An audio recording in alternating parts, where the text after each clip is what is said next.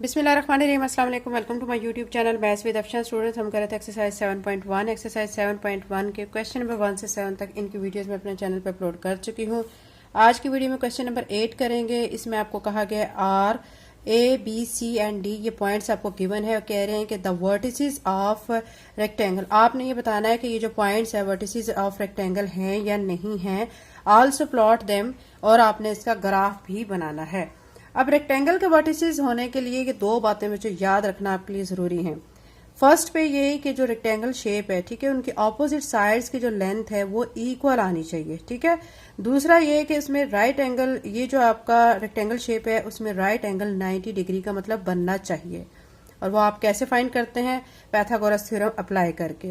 और लास्ट में आपने फिर इसमें ग्राफ भी बनाना है, जो कि इन पॉइंट्स को देखते हुए आपने बनाना है, और उससे भी जो है वो प्रूव होना चाहिए कि वाकई ही ये रेक्टेंगल शेप के वर्टिसेस हैं कि नहीं हैं, ठीक है। तो क्वेश्चन नंबर 8 का सोल्यूशन करते हैं।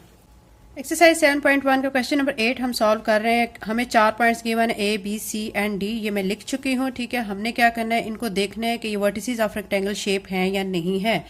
आपको बच्चों रफली में ड्रा करके दिखा देती हूँ कि रेक्टेंगल शेप क्या है। ये देखें, ये रेक्टेंगल शेप है, ठीक है। इसमें अगर मैं इस साइड को ए कह लेती हूँ, इसको बी, इसको सी और इसको डी, ठीक है। तो ये और ये साइड, ये ए बी सी डी, ये इन दोनों के जो अपोजिट साइड्स हैं, ठीक है, ये आपकी जो आंसर है इनका इक्वल आना चाहिए। और जिस तरह बी सी और ए डी, इनका आंसर इक्वल आना चाहिए, यानी ये दोनों लेंथ्स में इक्वल होनी चाहिए। अब आपने यहाँ पे लिखना है, आप लिखेंगे ए बी, जो कि आप फाइंड करेंगे ए बी का आंसर जो आप फाइंड करेंगे वो सी डी के इक्वल आना चाहिए, ठीक है। ये फाइंड करेंगे। दूसरा आपने फिर क्या फाइंड करना है, बी सी जो है वो आपका आंसर उसका ए डी के आंसर के इक्वल आना चाहिए। ये चारों साइड्स आपने फाइंड करनी है। फिर आपने इनके आंसर्स को देखना है। ए से बी क्या मतलब है, ए से बी तक का डिस्टेंस आपने फाइंड करना है, सी से डी तक का डिस्टेंस, बी से सी तक का और ए से डी तक का। ये सारे डिस्टेंस हम कैसे फाइंड करते हैं? हम डिस्टेंस फार्मूला को अप्लाई करके इन डिस्टेंस को फाइंड करते हैं। सबसे पहले ए बी फाइंड करना है, तो मैं यहाँ पे ए बी और क्वेश्चन मार्क लगा के फिर ए पॉइंट हमें क्या गिवन है, -6 और 2 ये लिख दूंगी। बी हमें क्या गिवन है, 1 और 2 ये लिख दूंगी, ठीक है। अब इसको जैसे प्रीवियस क्वेश्चंस में मैं आपको करवाती रही हूँ कि यहाँ पे इसको x1, इसको y1, इसको x2, इसको y2 कह लेंगे। अब हम क्या करेंगे, डिस्टेंस फार्मूला लगाएंगे। ए बी लिख के, और डिस्टेंस फार्मूला आपको पता है क्या होता है, x2 minus x1 whole square plus y2 minus y1 whole square. Values put करेंगे इसमें। देखें यहाँ पे x2 दिया गया, x2 की वैल्यू 1 है, 1 लिख के माइनस x1, चूंकि x1 -6 है तो ये वाला माइनस उससे प्लस हो जाएगा, तो यहाँ पे हो जाएगा स्क्वायर प्लस y2 जो है हमारा 2 है, माइनस y1 ये भी हमारा 2 है, इसका स्क्वायर करके इसके ऊपर स्क्वायर रूट लिख देंगे, ठीक है। यहाँ पे हमारा a भी आ रहा है साथ। अब क्या करेंगे कि ये स्क्वायर है, ठीक है, इसको सॉल्व करेंगे। पहले 6 में 1 को ऐड करेंगे तो 7 आ जाएगा इसका स्क्वायर, प्लस 2 में से 2 को माइनस करेंगे 0 इसका स्क्वायर। अब आप देखें 7 का स्क्वायर किसके इक्वल होता है, 49 के। 0 का स्क्वायर 0 के इक्वल होता है, तो ये इसमें 49 में 0 को ऐड करेंगे तो 49 आ जाएगा। तो ए बी हमारा किसके इक्वल आ जाएगा, स्क्वायर रूट ऑफ 49 किसके इक्वल होता है, 7 के इक्वल होता है। तो ये हमारा ए बी जो साइड है उसकी लेंथ का जो आंसर है वो आ चुका है 7।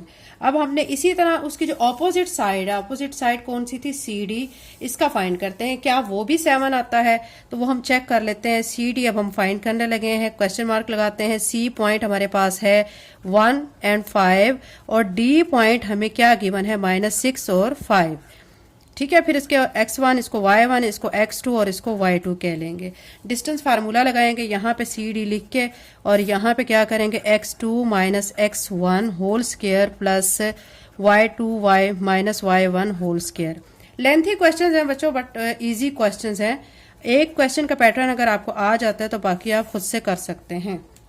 आप क्या करेंगे, x2 की वैल्यू -6 है वो लिख के, माइनस x1, ठीक है, ये x1 की 1 है, इसको लिख देंगे, इसका स्क्वायर प्लस y2 की वैल्यू 5 है, y1 की वैल्यू भी 5 है, इसका स्क्वायर कर देंगे, ठीक है। अब सी डी ऐसे ही आ जाएगा, और -6 और -1 दो माइनस की टर्म्स हैं, दोनों को ऐड करेंगे तो -7 बनेगा, इसका स्क्वायर। 5 में से 5 को माइनस करेंगे तो 0 इसका स्क्वायर आ जाएगा। अब -7 को जब -7 से मल्टीप्लाई करेंगे तो 49 बनेगा, प्लस 0, ठीक है। और 49 में 0 को ऐड करेंगे तो 49 ही आएगा। अब स्क्वायर रूट से 49 को जब बाहर लाएंगे तो क्या आ जाएगा 7। आप देख सकते हैं कि हमारी जो ए बी साइड है उसका आंसर क्या आया है 7, और उसके ऑपोजिट जो साइड थी सी डी उसका आंसर भी 7 आ चुका है। यानी ये जो दो आंसर्स हैं ये तो हमारे इक्वल आ चुके हैं। अब हम नेक्स्ट वाले देखते हैं, यानी बी सी को फाइंड करेंगे और ए डी को। इन दोनों के आंसर्स देखते हैं सेम आते हैं या नहीं। ठीक है, अगर सेम आ जाते हैं और इधर भी सेम है, ठीक है, फिर उसके बाद हमने पाइथागोरस थ्योरम को अप्लाई करना है, और उसमें अगर 90 का एंगल बन जाता है तो फिर हम कह देंगे कि ये जो पॉइंट्स हमें गिवन हैं, ठीक है, ये पॉइंट्स जो हमें गिवन है तो ये वर्टिसेस किसके होंगे, रेक्टेंगल शेप के होंगे। तो अब हम दूसरी दो साइड्स फाइंड कर लेते हैं। जो दूसरी दो साइड्स हैं वो कौन कौन सी हैं, अपोजिट BC है और AD है। ठीक है, इनको अब हमने फाइंड करना है। तो पहले मैं BC फाइंड करती हूँ। BC फाइंड करने के लिए जो B पॉइंट है वो मैं ले लूंगी। ठीक है, B पॉइंट हमारा यहाँ पे क्या क्या है आप देख सकते हैं 1 और 2 है, यहाँ पे 1 और 2 लिखेंगे। और C पॉइंट हमारा यहाँ पे क्या गिवन है 1 और 5, ये लिख देंगे। इसको x1, इसको y1, इसको x2 और इसको y2 कह लेंगे। फिर BC फाइंड करने के लिए फिर हम क्या करेंगे, डिस्टेंस फार्मूला अप्लाई करेंगे, x2 minus x1 whole square plus y2 minus y1 whole square. अब फार्मूले के अंदर वैल्यूज को पुट करेंगे। BC लिख के x2 की वैल्यू हमें गिवन है 1, माइनस x1 की भी 1 है तो इसका स्क्वायर कर देंगे, प्लस y2 की वैल्यू 5 है, माइनस y1 की वैल्यू 2 है, इसका स्क्वायर। अब 1 में से 1 माइनस करेंगे तो हमारा आ जाएगा 0, 0 का स्क्वायर, प्लस 5 में से 2 माइनस करेंगे 3, इसका आ जाएगा स्क्वायर, ऊपर स्क्वायर रूट। अब देखिए बच्चों 0 का स्क्वायर 0 के ही इक्वल होता है, 3 का स्क्वायर 9 के इक्वल होता है। 0 में 9 को ऐड करेंगे 9, और 9 जब स्क्वायर रूट से बाहर आ जाएगा तो 3 आ जाएगा। तो BC हमारा यहाँ से क्या आ चुका है 3 आ चुका है।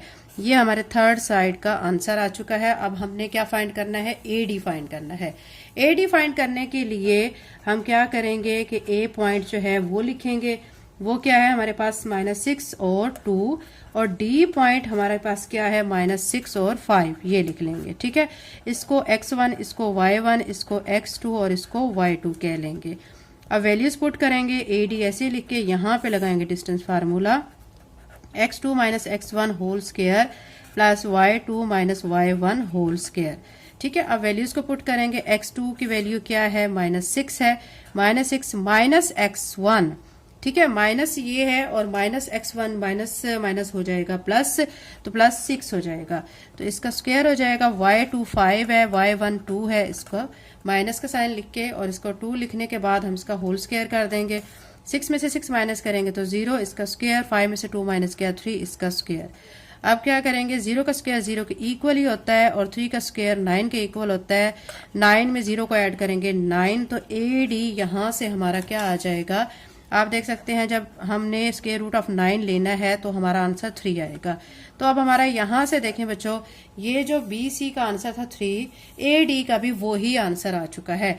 यानी ये चीज तो क्लियर हो चुकी है कि ऑपोजिट साइड्स की जो लेंथ है वो इक्वल है और उनके आंसर्स हमारे सेम आ रहे हैं। ठीक है, ये चीज क्लियर हो गई है। अब हमने फाइंड क्या करना है, हमने इसको ये भी देखना है कि इसमें राइट एंगल बनता है या नहीं। उसको कैसे फाइंड करेंगे, उसको फाइंड करने के लिए बच्चों हमने पाइथागोरस थ्योरम लगाना है।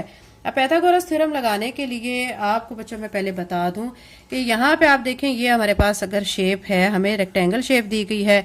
ठीक है, ये A इसकी साइड है, ये B है, ये C है, ये D है। तो उसमें पहले हम एक डायगोनल ड्रा करते हैं। तो ये डायगोनल ड्रा किया, ये हो गया हमारा हाइपोटेनस, यानी A से C तक क्या हो गया हाइपोटेनस, A से B बेस और B से C क्या हमारा कहलाएगा परपेंडिकुलर। अब A से B तक तो हमें पता है क्या है, B से C तक भी हमारा आंसर आया हुआ है, लेकिन A से C तक अभी हमने फाइंड नहीं किया और हाइपोटेनस को फाइंड करना हमारे लिए जरूरी है, तभी हम इस पे पाइथागोरस थ्योरम को लगा सकेंगे। तो अब हम सबसे पहले क्या फाइंड करेंगे, AC फाइंड करेंगे। ठीक है, अब यहां पे हम लिखेंगे फॉर डायगोनल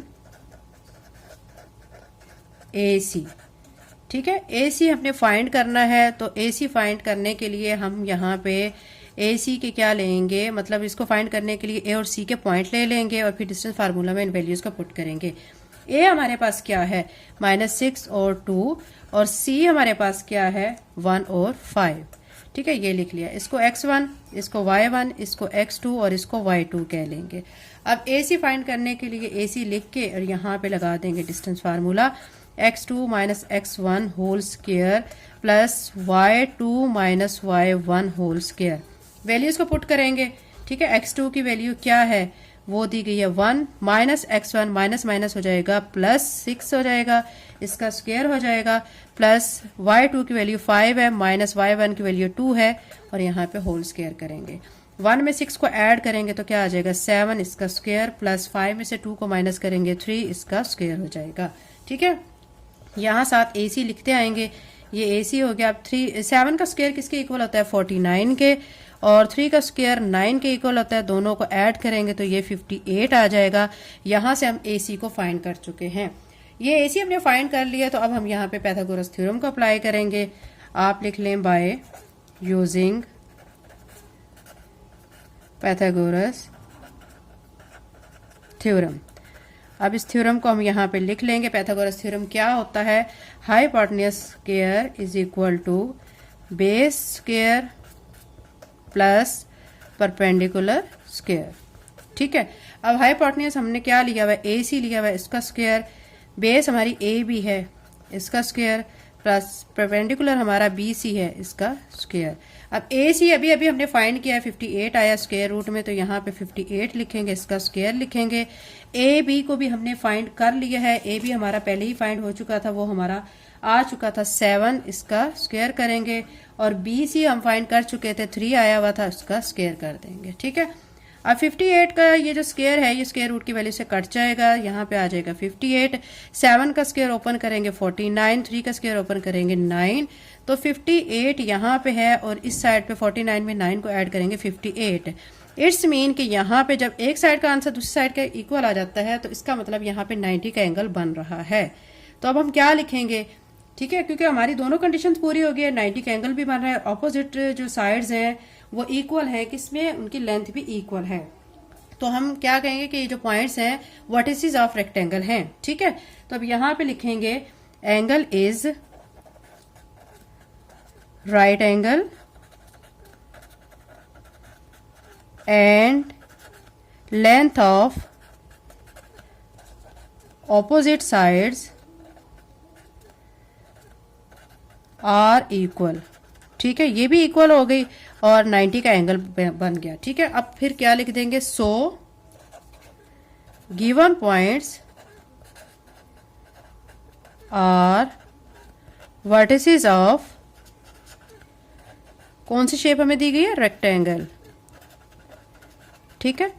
और साथ में 100 गिवन पॉइंट्स कह लें या यस गिवन पॉइंट्स कह लें, ठीक है, क्योंकि उन्होंने हमें क्वेश्चन में ये भी कहा था कि आर, क्वेश्चन किया था ना हमसे कि क्या ये पॉइंट हैं, वो ये वर्टिसेस हैं किसके, रेक्टेंगल शेप के, तो यस आप कह लें, yes given points are the vertices of rectangle. ये तो यहाँ तक क्लियर हो गया। अब इसके बाद उन्होंने हमें एक और चीज कही थी कि हमने इसका ग्राफ भी ड्रा करना है, तो अब इसका ग्राफ ड्रा कर लेते हैं। अब इसका बच्चों हमने ग्राफ ड्रा करना है। ग्राफ ड्रा करने के लिए एक आपने हॉरिजेंटल लाइन लगानी है, ठीक है, अलोंग जो एक्स एक्सिस होती है, ठीक है, ये हमारी अलोंग एक्स एक्सिस है, इस साइड पे एक्स लिख लेते हैं, इस पे नेगेटिव एक्स लिख लेते हैं, और एक वर्टिकल लाइन को ड्रा करना है, इसके ऊपर सारे पॉजिटिव वैल्यूज होंगे और इधर नीचे की तरफ सारी नेगेटिव वैल्यूज होंगी, ठीक है। अब हमने जो मेन जो सेंटर में हमने क्या लिख देना है 0, वो हमारा ओरिजिन होगा।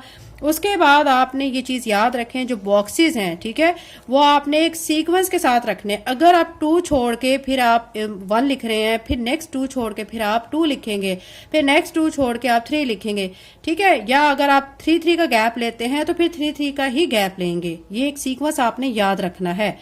अच्छा जी, उसके बाद हमें कहा गया है कि हमने जो पॉइंट्स हैं इधर शो करने हैं और बताना है कि यहाँ पे जो रेक्टेंगल शेप बनती है या नहीं।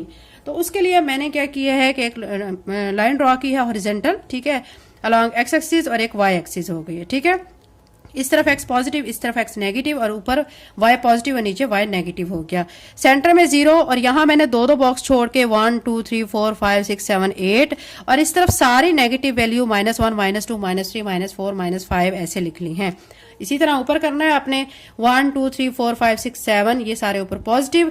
चूंकि हमारे जो पॉइंट्स गिवन है उनमें वाई हमारा कोई भी नेगेटिव नंबर नहीं आ रहा, तो फिर नीचे लिखने की जरूरत नहीं है। अगर वाई की भी वैल्यू कोई नेगेटिव आ रही होती तो फिर हम नीचे -1 -2 -3 भी लिखते, ठीक है, क्योंकि हमारी जो गिवन वैल्यूज हैं उनमें y की वैल्यू नेगेटिव नहीं है तो फिर नीचे लिखने की जरूरत नहीं है। अब क्या करेंगे, जो हमें पॉइंट्स दिए गए हैं हमने उसके मुताबिक डॉट लगाना है। हमें ए पॉइंट जो दिया गया है वो -6 और 2 दिया गया है। इट्स मीन के जो पहला वर्ड होता है ना -6 जो है वो x का है और जो y दूसरा वर्ड होता है वो y का कहलाता है। अब -6 है, अब इस तरफ माइनस वाली वैल्यूज है तो यहां से ये देखें ये 6 है -6 है तो यहां इसके सामने चलते हुए इधर से क्या कहा गया y2, ये y2 है तो यहां पे चलते हुए एक डॉट लगा लेंगे, ठीक है। इसी तरह बी पॉइंट जो हमें दिए गए हैं वो 1 और 2 है। अब एक्स एक्सिस के अलोंग जो है वो 1 है, ये 1 की साइड पे आप चलें और वाई एक्सिस के अलोंग 2 है, ये 2 की साइड पे, तो यहां पे एक डॉट लग जाएगा, ठीक है। फिर उसके बाद सी पॉइंट हमें 1 और 5 दिया गया है, यानी x हमारा 1 है और 5 हमारा y है। तो अब यहाँ पे ये 1 है और ये 5 है, इसके सामने चलेंगे और इधर से इसके सामने चलेंगे तो यहाँ पे पॉइंट लगेगा, ठीक है। उसके बाद हमने d जो हमें -6 और 5 दिया गया है, यानी x हमारा -6 है और y 5 है। तो अब यहां से हम चलेंगे तो ये -6 हो जाएगा और इस साइड से चलेंगे तो ये हमारा 5 आ रहा है, तो यहाँ पे हम डॉट लगा लेंगे। अब इन डॉट्स को आप ज्वाइन करें ना ऐसे, ये देखिए ये डॉट्स को मैंने ज्वाइन कर लिया है, तो ये देखिए ये सारे डॉट्स को जब हम ज्वाइन करेंगे तो हमारे पास कौन सी शेप बन रही है, इधर रेक्टेंगल शेप बन रही है, ठीक है, आप देख सकते हैं। तो ये हमने ग्राफ के साथ बच्चों ड्रा करना था। ग्राफ की उम्मीद करती हूँ आपको अच्छी तरह समझ आ गई होगी। अगर आप मेरे चैनल पे नए हैं और अगर आपने चैनल को सब्सक्राइब नहीं किया तो काइंडली सब्सक्राइब करें, वीडियो को लाइक करें, बेल नोटिफिकेशन ऑन कर लें ताकि जैसे मैं क्लास 9th की नेशनल बुक फाउंडेशन की वीडियो अपलोड करूं तो आपके पास नोटिफिकेशन आ जाए। इसके अलावा बच्चों मेरा एक चैनल है स्टडी विद अफशा, उस पर मैं क्लास 9th के फिजिक्स के न्यूमेरिकल अपलोड कर रही हूँ, तो वो चैनल पे आप सब्सक्राइब कर लें। थैंक यू एंड अल्लाह हाफिज़।